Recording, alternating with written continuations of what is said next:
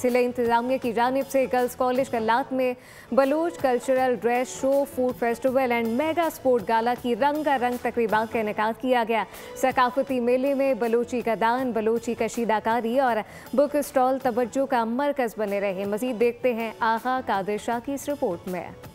महकमा तालीम के ताउन से गवर्नमेंट गर्ल्स कॉलेज कल्लात में मुनकिदा मेगा प्रोग्राम में मेहमानों की आमद पर बच्चों ने brigadier Nasir, deputy commissioner Munir Ahmad Durrani और दीगर मेहमानों का पुरतपाक इस्तकबाल किया।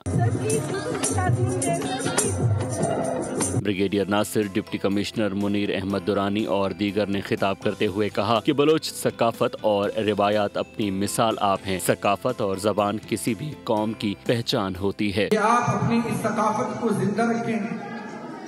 ऐसी सकाफत, ऐसी कल्चर, ऐसी रिवायात बहुत कम जगह मिलती है। इस मौके पर खवातीन असातिज़ा और तालिबात ने कसीर तादाद में शिरकत की। मेले में बेहतरीन कारकर्दगी दिखाने वाले असातिज़ा, तलबा और तालिबात में नकद इनामात भी तकसीम किए गए। सब्सक्राइब करें और बेल दबाएं ताकि कोई खबर रह न जाए।